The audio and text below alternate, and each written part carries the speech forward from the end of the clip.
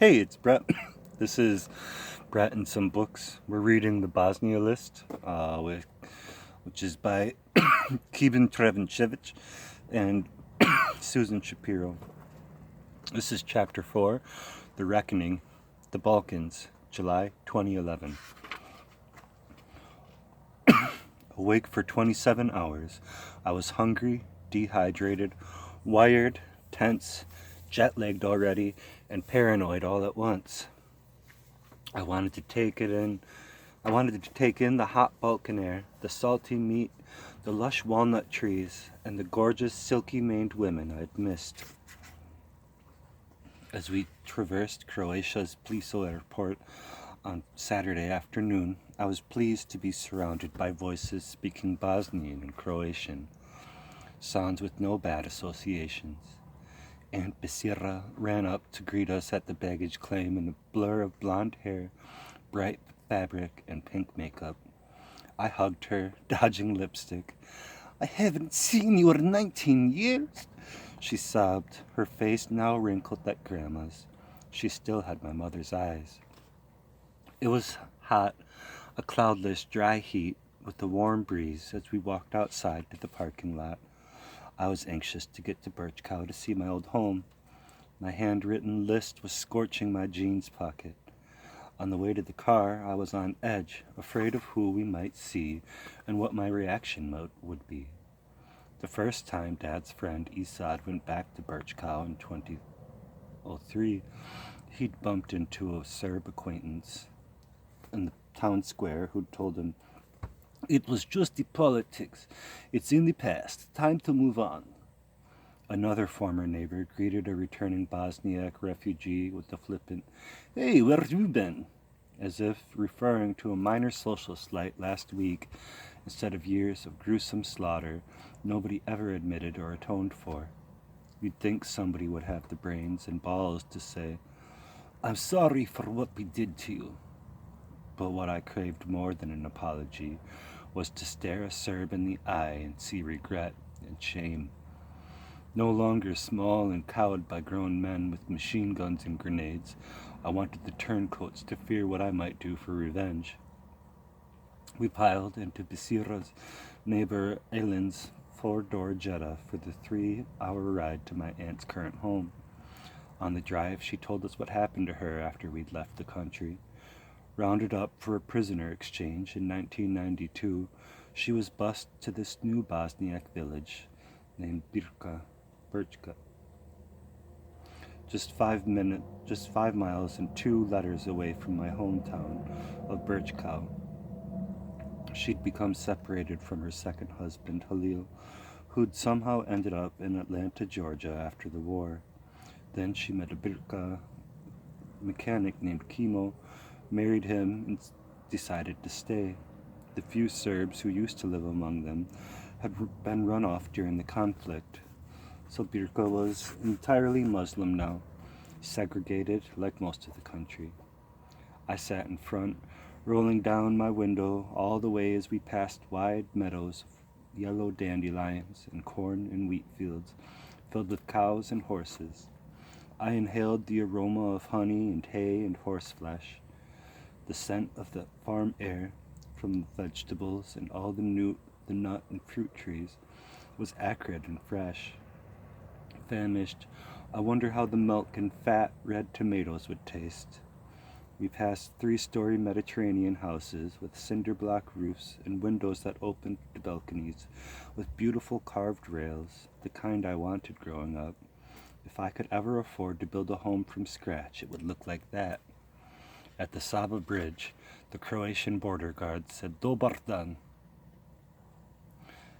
bidding us good day and then asking us for our passports. "Wait, slow down," I told Alan before we crossed the river. I wanted to take my time and relish returning to my favorite spot where Dad took me swimming and boating as a kid.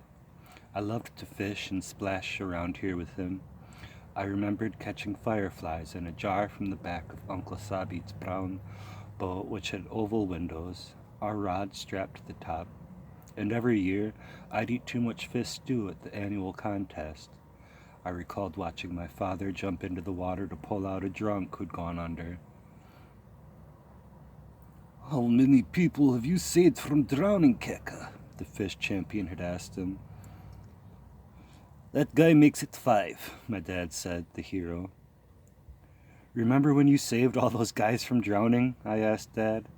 He smiled, his brown eyes gleaming, pleased at the reminder of his past glory. I hadn't seen him look so content since before the war. Despite all my trepidation, I could see it was good that we'd brought him back.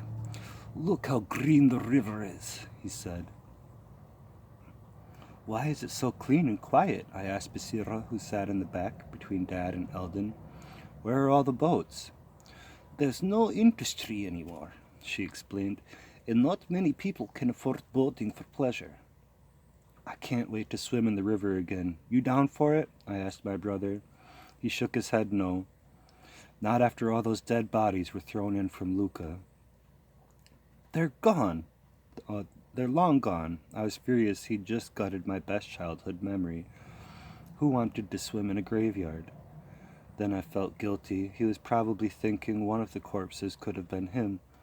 My brain was in a time warp. Images of karate and soccer camp marred by menacing weapons shoved in my face, and shouts of "Belia don't need bread." After our car crossed the bridge, I was about to ask Alan if we could get out so we could have a picture taken of me triumphantly treading across. I needed to get rolling with my agenda. Number 5 on my list was walk across the bridge before the Serbs had destroyed it. But then the guard on the Bosnian side curtly said, "Pashos," pointed to us, and then asked Alan, "Are they visiting?" Alan said, "Yes." "No shit, I'm visiting," Eldon muttered from the back. "What else am I doing here?" It didn't take much to set my brother off. One word from a man in a uniform. They wore no name tags. It was hard to tell who was a Bosniak, Serb, or Croat. Thankfully, the guard didn't hear Eldon, or perhaps he did, because he added, "They should go to the police station and sign in to make sure the local authorities are aware of their stay." "Yeah, I'm running right now to the police to tell them where I am," Eldon said. I turned nervously to Dad, who kept silent. "Yes, sir, no problem, they will," Alan quickly acquiesced. The last time we were at a Bosnian checkpoint in 1992, the Serbs pointed rifles at us, laughing as they made us walk back and forth on a different bridge. Although the disposition of territory here was still different, it was an ongoing dispute.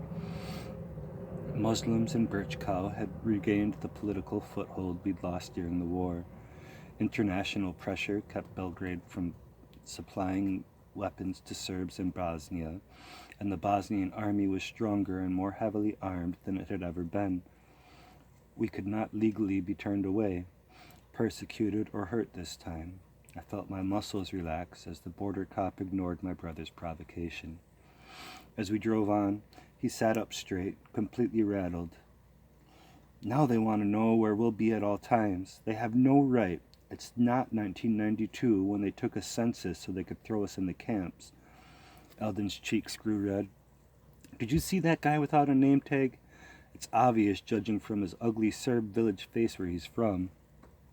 "Keep your cool. Chill out, man. You have to relax," I said in English. I felt simmering anger too, but I had to soothe his anxiety. That was my job on this trip, to protect him. I didn't want a confrontation to escalate and freak out Dad and Basira. It was much easier to calm Eldon down than myself. "You're right, I don't need stress," Eldon said, taking in a few long breaths to cool himself down. "In 10 days, I'll be back in New York, enjoying my work, and my life will be...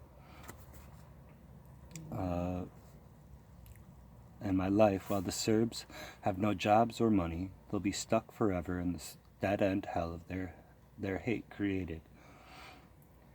Reminding ourselves over and over how we were doing in Queens was our ongoing balm. Like chapstick, we could apply as needed. It was as if we kept trying to convince ourselves that leaving had been our choice. Yet being better off financially didn't soothe our longing, our loss. "We'll be home in 10 minutes," Bisira said. "I have cold water and hot food waiting." As we pulled away from the bridge, I was frustrated that I'd missed a chance to walk across and check off that item on my list. We'd just landed, but I already felt behind. When I turned to my right, I was shocked to see a bunch of beige brick storefronts stacked side by side. "What the hell is that?" I stared at a Chinese dive on the corner. The closest I'd ever come to seeing anything Asian in Birchcow was on television.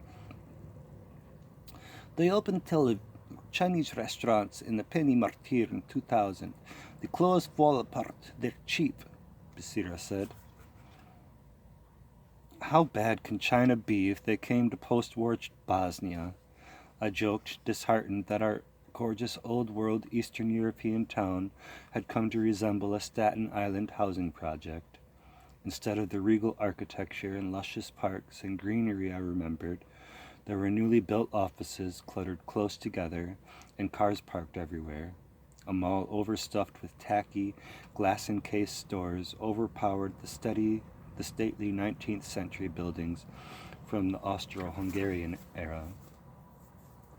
On both sides of us, we saw the three mosques blown up in Birchko long ago had been completely resurrected. I smiled, my heart soothed. The houses of worship looked the same, but they were joined by a white, 10-story modern structure in the shape of a rocket. "The Saudi Arabian donated money to build that one," Becerra told us. "It's like stabbing Serbs in the eye with thorns when they walk by," Eldon smiled. As we drove on the main road, we heard recorded prayers playing a hypnotic Arabic melody. The sound assured me that we were no longer the only Muslims in Birchcow. I couldn't be persecuted for my religion, or at least the persecution wouldn't be state-sanctioned.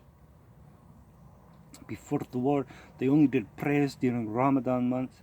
Now they play prayers 5 times a day over a megaphone," Bisira said. "For spite," Alan added. "Most of this town is secular.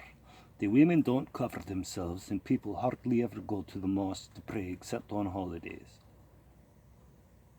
"This side of the town was burned to the ground during the war," I said, pleased it was mostly rebuilt. "In 1992, I didn't see one soul here. It was a ghost town." "Wow, I didn't know that," Eldon said. He'd been hiding inside our home with my dad. He'd never witnessed what happened outside. Many homes had signs saying they were betting parlors and pharmacies. "Why are there so many?" I asked Basira. "Since unemployment's so high, people are desperate to make money quickly," she said. "The locals have given up on real jobs because their bosses don't pay them. Everyone takes antidepressants. It's the new Western way." By the time we reached Basira and Kimo's modest rust brick house at 2 p.m., I'd been awake for 30 hours. Kimo, Basira's third husband, was sitting outside, waiting for us. He was shorter than me, chubby, in his 60s. She'd warned that he'd recently gone deaf and his hearing aid wasn't helping, but he was starting to read lips. He greeted us with hugs and kisses and let us inside. In the kitchen, we drank bottled water and ate cut watermelon, cold and soothing, as Basira told us the story of how they'd met during the war, when she'd escaped to free territory in the suburbs of South Birchcow. "I found him very handsome," she said. "I was complaining that my nails were broken because I didn't have any polish, so he drove an hour and a half to a store to get me some." She smiled. I thought it was a pretty stupid reason to risk his life. When Kimo's first wife had moved out, Basira moved in. It was months after we'd fled the country, so we'd never visited this place before. It held no bad memories. "I might be hallucinating, but I feel happy here," I told Eldon. There was no possibility of seeing Serbs from our past, 0 chance of heated face-offs. I relaxed and took pictures while Basira gave us a tour of her 3 bedrooms, 2 bathrooms, and big yard. The home was overstuffed with ceramic elephants, glass animal figures everywhere. The tables and lamps were outdated, like 80s IKEA furniture.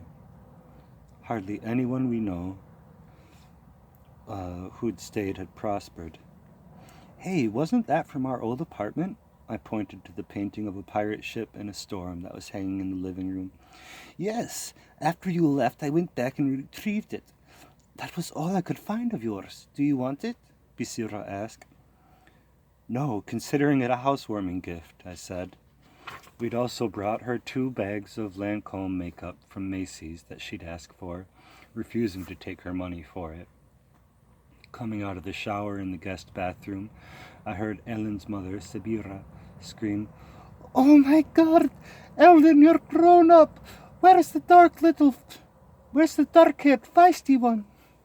Sabira had been close friends with my mom. I dried off, dressed, and rushed out to meet her, giving her 2 kisses on the cheek the way we did in Bosnia. Serbs kissed 3 times, like their 3-fingered salute. Sabira was still slim like my mother was, with curly brown hair. She gave me a strong hug and 10 more kisses. "You got so big and strong," she said. "Why aren't you married already?" "She hasn't found me yet," I said. Everybody laughed. I wished my mom could join us. She'd be comfortable here. I snapped a shot of my favorite old meal, moussaka, oven-roasted eggplant with ground beef and vegetables, and then ate 2 huge portions. For dessert, we had apricots Kimo had picked from the tree. I took pictures of Eldon and Kimo outside, disappointed that Basira's son Mirza had moved to Italy, so I wouldn't get to see him. My cousin Amila was on vacation until Thursday. Instead, I met Basira's peacock, rooster, hunting dog, 2 doves, and 4 chickens, who ran around the yard in harmony as we talked and caught up the rest of the day. "These are my kids from America," Basira said, showing us off to her neighbors who came by to meet us. I felt appreciated and really taken care of by a female for the first time since I lost my mother. But I knew the sweetness would be ruined tomorrow when I got to Birchcow and began bumping into Serbs from my past. Would they say hello, look down, run away, or worse? By 9 p.m. we were fading. Eldon took the pull-out couch in the guest room. Dad and I shared a king-size bed in the 2nd bedroom. I slept well, though he snored like a bear. At dawn on Sunday, I was woken by Basira's damn black rooster who wouldn't shut up. Through the open window, I heard doves cooing and morning prayers from the mosque. I went to the kitchen in just my shorts and found Basira. "He screams this early every morning?" I pointed to the rooster who had followed me. "Leave my Jigo alone." She petted him. Outside, a branch broke. I saw Kimo in his tank top, pajama bottoms, and oversized sandals, picking apricots and apples. "That's for your strudel tonight," she said. She had risen at 5 a.m. just to cook for us. God, I'd missed Bosnian hospitality. The last time I woke up in my country was to the sound of gunfire and explosions, with no electricity or running water. Birdsong and Muslim prayers were a blessing. I took a really long shower to make up for all those waterless months of the war. Wide awake, I went outside to work out, preparing myself for the rough day ahead. I did push-ups and sit-ups on a towel in the grass, and strength exercises with the resistance bands I'd brought. Eldon joined me as Dad sipped coffee with Basira. "Good, don't skip too many days," said Dad in his coach voice. "I exercised before you woke up." You could see my father's deltoids and biceps on his sleeveless t-shirt. At 5'8" and 140 pounds, he never gained back the 50 pounds he lost during the war when we'd almost starved. "What do you boys want for breakfast?" Basira asked.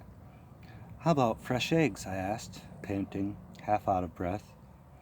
After Basira's duck laid an egg, Basira kissed the duck's head.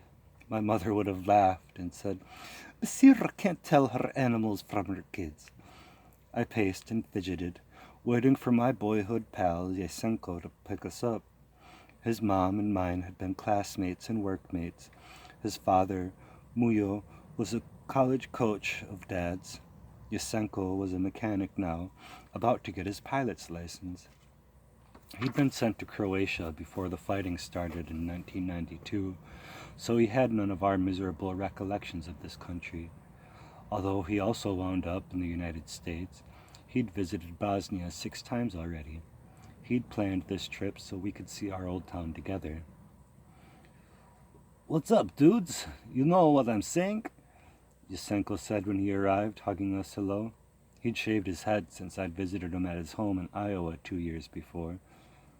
"Hey, you need Miracle Grow for that old bald pate of yours," I teased, taking his picture. "It's so shiny, I use it as a mirror." We were both joking around in English, regular American guys now. I had Eldon take a picture of me and Yusenko. We stepped into his rented car, and I warned him, "Remember, no NASCAR driving in Birchcow," recalling how in Iowa he'd sped us around like crazy. "Yeah, I survived the war here," Eldon said. "I'm not dying in a car accident." I was glad Yusenko agreed to play our tour guide. He could help us navigate our old terrain, both physically and mentally. "Don't worry, the Serbs are powerless in town," he reassured us. "I'm not afraid to show my face in Serb neighborhoods. They're the ones who should be afraid to see us." In the 25-minute drive to our old place, we reminisced about cherry picking and slingshots. He reminded me how bad I'd felt when I once hit a bird with a stone. I'd never done it again. During driving past the Bosnian-Croatian border, I said, "Hey, will you stop in front of the Sava Bridge?" "Why?" Eldon asked. "Because I want to see how high the bridge really is and throw a rock off." "You're 30 years old and you want to go rock throwing." Eldon crossed his arms. "I didn't get to do it yesterday," I told him. "Why do we have to do this at all?" Eldon was fidgety in a rush. "Dad and I used it when I was a kid," I said in a smaller voice. "It would be neat to do it again, over the rebuilt bridge." "But we don't have our passports with us," Eldon argued, still on edge from the day before. "Just show them your ID," Yusenko said. "They'll let you." "Come on, it's on my list," I pleaded with my brother, revealing my real motivation. "Really?" Eldon asked. "You saw me write it down." "I thought we were jotting down ideas of what we might do," Eldon said. "Since when did your list become mandatory and etched in stone?" "You didn't think I was serious?" I was offended. "It'll just take 5 minutes." We turned to my father. "Why not?" was Dad's verdict. "I used to fish off that bridge. We should walk across." Eldon couldn't argue with that. Yusenko pulled over, let us out, and said he'd wait for us in the car. I picked up 2 stones from the gravel by the parking lot, put them in my pocket, and led us toward the toll booth. 2 men sat inside. Another guard stood outdoors. "Excuse me, sir, can we walk halfway across on the pedestrian walkway?" I asked in Bosnian, as respectfully as I could. He looked at our New York identification and said, "Sure, go ahead." The bridge was painted light blue and felt narrower than I remembered. I stood against the side rails that used to come up to my neck. Now they just reached my belly button. I took a picture. As we crossed, I thought the refugees who died when the bridge was detonated, as they were escaping to Croatia. At midpoint, we faced west, looking down the River Sava. "The water is so pretty and clean," Dad said. But the river didn't look the same. The banks were dried up from heat in the rainless summer. There were only a few small vessels anchored at the shores. There used to be dozens of motor and paddle boats and kayaks out here on regatta days. I took the rocks from my pocket and handed one to my father. We used to compete over who could fling stones farther on the water. "Throw it the longest distance you can," I instructed. He laughed and did. He still had strong arms, but he was now 71 and his stone didn't go as far as it used to, flying a few feet out and then straight down. I flung my rock, hoping for a big splash followed by a series of plunks that skimmed the surface. Instead, it took a sharp dive and sunk fast, barely causing a ripple. I used to be so exhilarated skimming rocks from here as a kid, playing the little mascot to my young heroic dad and his robust friends. Now they were old, dead, or displaced after the war. My father's illness had aged him. He wasn't going to be fishing, swimming, or saving anyone from drowning in this river again. Standing on the bridge, I couldn't forget the lost refugees. It could have been us, lulled into believing we were about to escape. The blood and bones of my people were floating beneath me. I felt mournful, spooked, sorry that I hadn't been old or strong enough to save anyone. The dried up banks made it look like someone had sucked the liquid out with a giant syringe. I could see Luca to my left. My childhood love for the River Sava didn't translate into adulthood. All my early memories were tarnished. I pulled my list out of my back pocket, along with a small silver pen, and put a check across number 5. It was out of order, but at least I was marking something off, even though playing out my bridge fantasy sucked. 11 more to go. I felt a little lost and distraught, but finishing one item gave me the illusion of a tiny accomplishment. "Okay, you're satisfied?" Eldon asked. I wasn't really. We stood there in silence. Grandma Emina was right. I had no business still being here. I was done with the Sava River. "Now what?" my brother wanted to know. "We're meeting Truly at our old apartment," Dad told Yusenko back in the car. "Yes, let's see the old place." I hoped completing my next task would be more illuminating. But the closer we got to home, the more my body tightened. My palms were sweating and my face tingled with anxiety by the time he parked in front of our birch cow complex. I couldn't believe I was back. My stomach felt heavy as we stepped out of the car. In the entranceway, I didn't see the old sign, Milana Merikovica Lamilasi anymore. It bothered me that they'd taken it down. I'd remembered this building as huge, grand, and elegant, the nicest in town.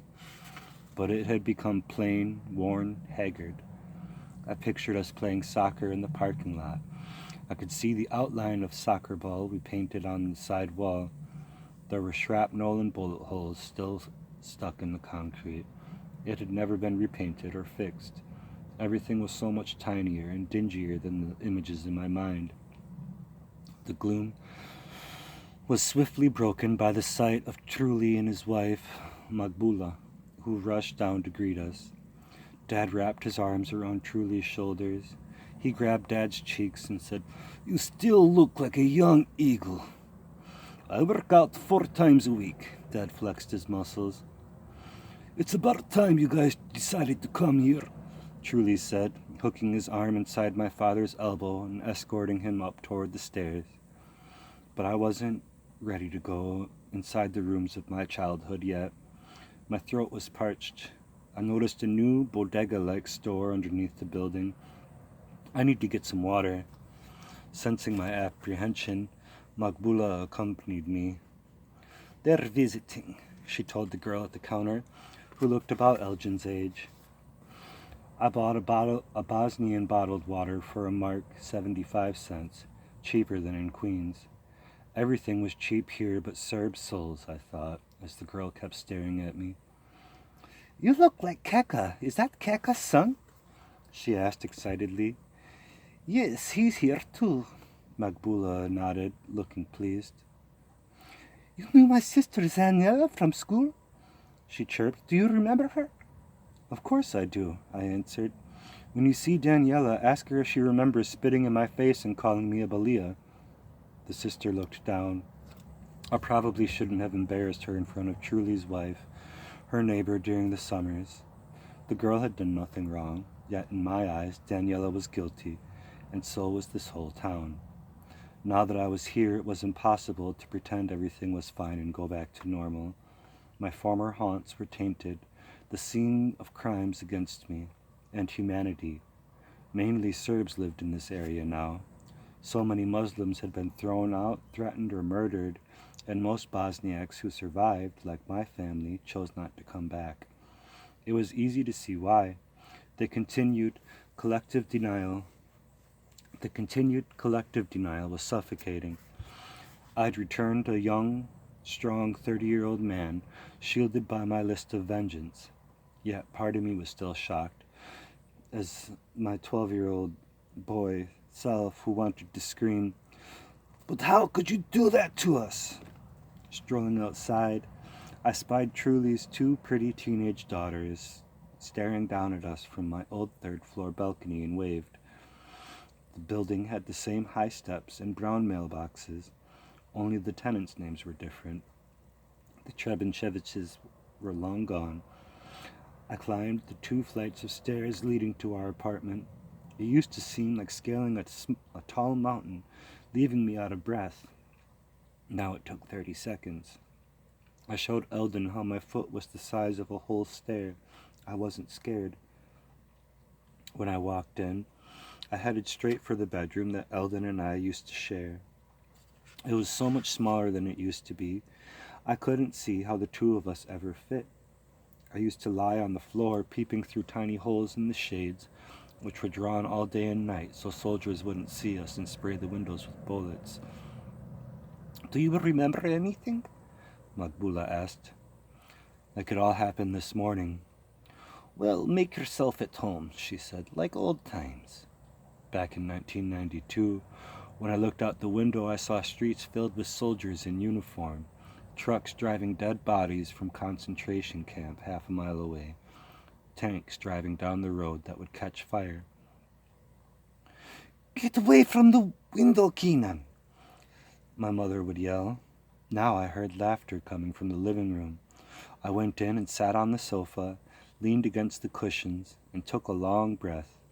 None of our furniture was here. It had all been replaced.